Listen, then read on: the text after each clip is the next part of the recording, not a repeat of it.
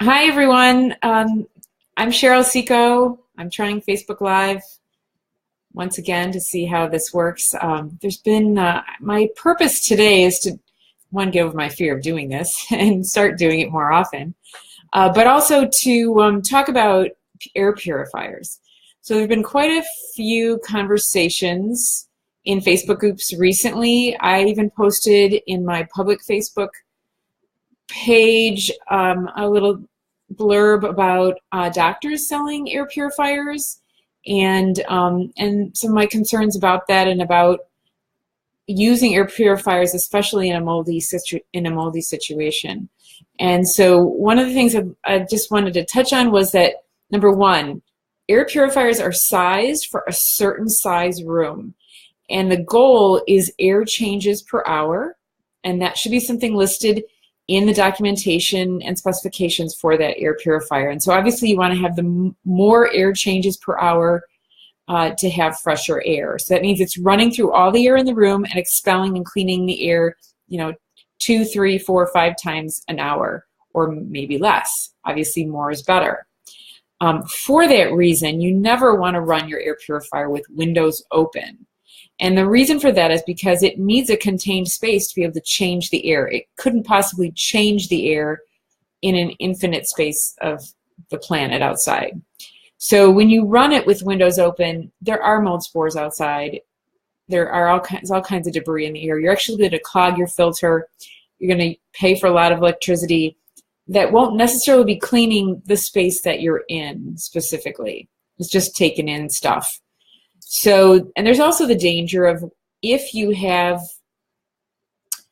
exposed mold, I'd be really cautious about any air movement in terms of air movement of a fan, air movement of air purifiers blowing air. If you see mold spores or what you think are mold, you just want to really leave that alone, and you probably shouldn't be there. I have on occasion used an air purifier. In fact, my daughter lived in a moldy apartment in college just this past semester, and we didn't see any mold in her room. We did find out there was mold across the apartment. She did share a wall with the bathroom, and so that was a concern. And she had carpet. But she did run an air purifier when she couldn't keep the windows open.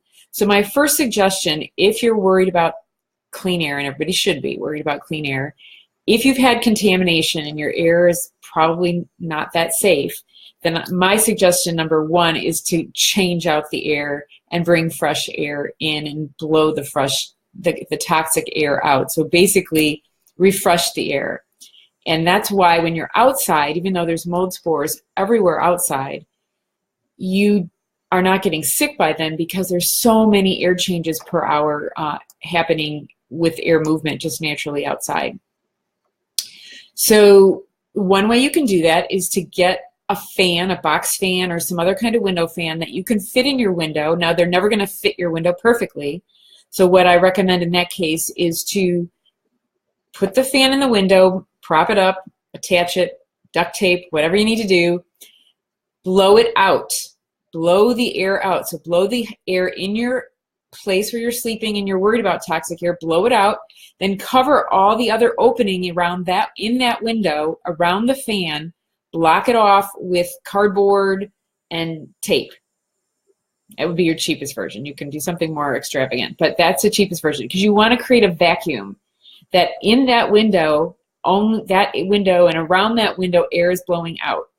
Then across the room, you can open a window. And you won't need a fan in that window because you'll create negative pressure in the space that you're in, and the air, by creating negative pressure, air will want to come in from somewhere else to equalize the pressure. And if you have a window open somewhere else across the way, then the air from outside will come in to replace the air that you're exhausting from inside.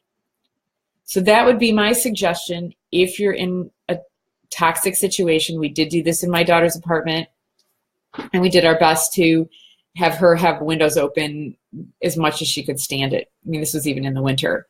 So my preference is for outdoor air. Now, of course, if you live in a toxic place where outdoor air is pretty bad, that's a whole nother challenge. But assuming that your outdoor air is cleaner than your indoor air, and it's the trapped mold spores in indoor air that are a problem. And that actually goes into the conversation of why this is mold in buildings today is a problem at all, and maybe why it wasn't in the past. And that has to do with the sustainability movement. So we've tightened up our buildings, we've made them very tight. And we want to do that. We don't want drafty buildings. We want to have energy efficiency. We don't want to spend tons of money on air conditioning or heating. And we want to save energy. So this started in the 70s with the energy crisis. And it's all a good idea, except the unintended consequence of the sustainability movement has been these super tight spaces that can't breathe and dry the way they used to dry. So we still have the same leaks that we always had. In the past, in a drafty enclosure, there was air movement, and a lot of those leaks dried, plus they were really dispersed. Now the leaks are more focused in a small space. It's the same amount of water oftentimes, and there's no way for those spaces to dry. And that's what then causes mold to grow inside buildings. There may be some added effect of the fungicides and paints and other fungicides we use that create maybe super fungi, a little bit like antibiotic resistance.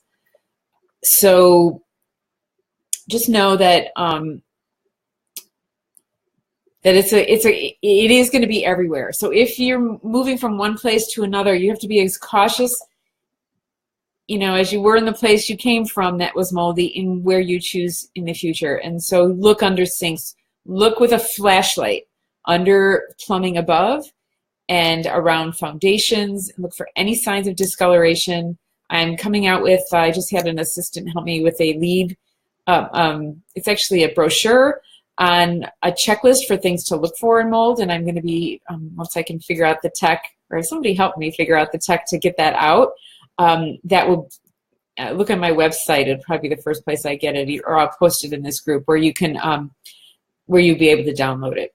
And it's just a few pages, but you can use it as something to keep in mind for rentals or for new homes. So the last thing I just want to say is that if anybody has any urgent concerns, I do post on the site in the group when I can, when I'm available. Sometimes it's in a grocery store line or waiting for a freight train to go by. But there are so many good people in our group that I'm so thrilled to have contribute. And so lots of good students, a lot of people that are learning on their own and have good insights. So hopefully, and thank you all of you for pitching in. If you have something urgent that you need my help with, I do consults one-on-one. I can do as short as a half an hour. Usually an hour is best. I can look at buildings through pictures and see a lot, and then I'll be able to ask you what else I need to see.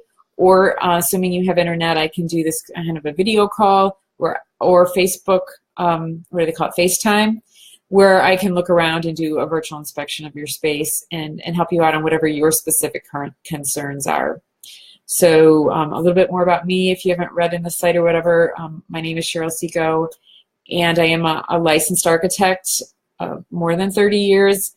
I am a designer, but I've taken time away from my design career to focus on this because my family has also been affected. So I've been studying mold and water damage for over 13 years. My daughter was 10 when she was affected 13 years ago because we had mold in our ductwork. It was Aspergillus mold. She was very sick, and we didn't think anyone else was affected. When I look back on it now, I would say everybody was infected. And we had some ADD, we had some mold rage, we had some other autoimmune disease issues, which were mine.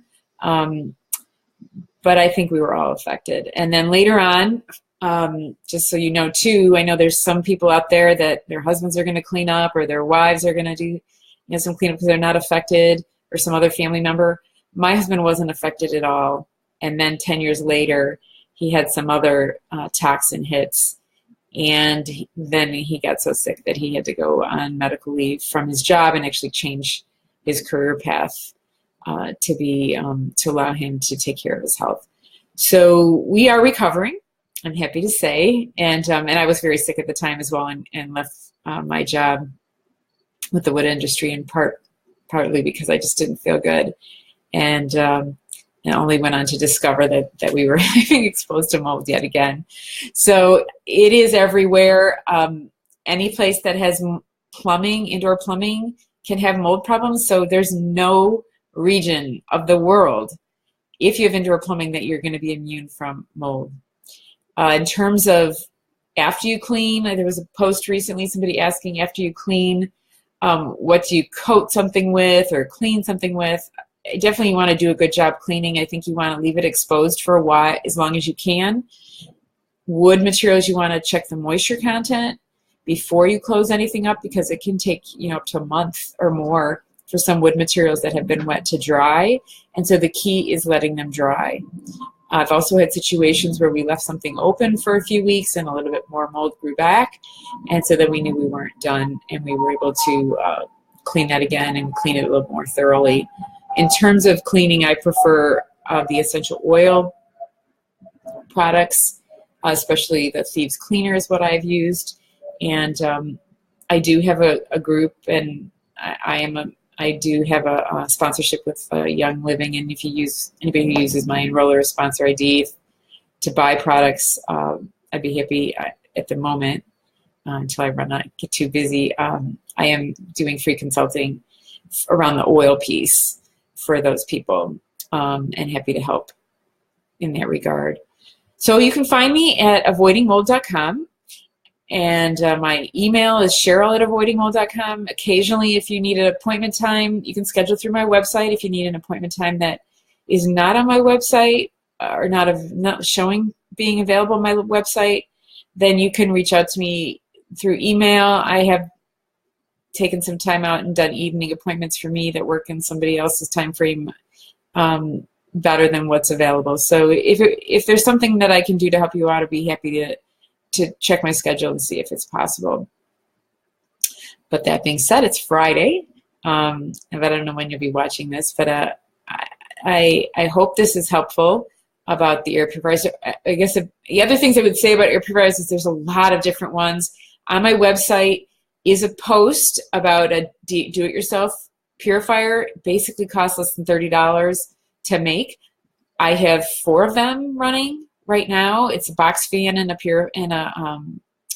very good quality filter, and they really do work, because I have to change my filters every few months. So those work. I have some from Costco online. They sell some that are very affordable and do a good job.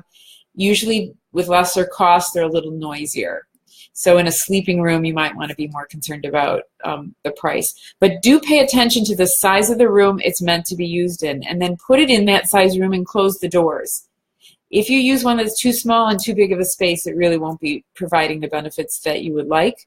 Also know that if you have mold significantly in the space, or even behind the walls, that those spores have to come by you to get to the purifier in the first place.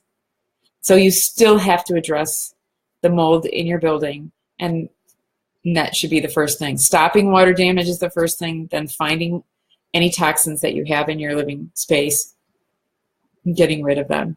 I would focus on finding a clean space for you to live as first, or sleep first and foremost, because sleep is about 1/3 of our day, and it's a time when the body wants to heal.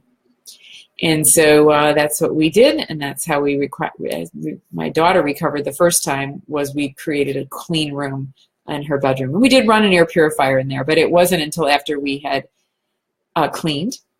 She had no carpeting. She did share a room with her brother, but everything, I mean, there was nothing in there. There was no papers, no books, no stuffed animals, just the pillow, the bed. We washed the sheets every week. All the clothes in the closet were in garment bags, except for they had school uniforms. So they had one outfit out that they used repeatedly, but everything else was in a garment bag. You could see it, but it helped to eliminate the dust. And then we dusted with the sticky tack cloths, and we used a HEPA vacuum cleaner frequently. And I had an industrial one. It is available. Anybody can buy it. It's also under the products tab on my website. So it's still available. The one that I have that I bought 13 years ago. And I don't think it looks exactly the same, but it did a good job for us. So that's it, air purifiers, and how to contact me. And I hope everybody has a success and is taking advantage of my posts, either on my website or the comments that are happening in this group, and keep them coming. They're also helping me figure out what I need to do to best help everyone in terms of other programs that I can offer, people I can bring on to interview, which is one of my plans, and programs topics that I can talk about like this. So if you appreciated this, please let me know that, and I will try to do this more often. Bye.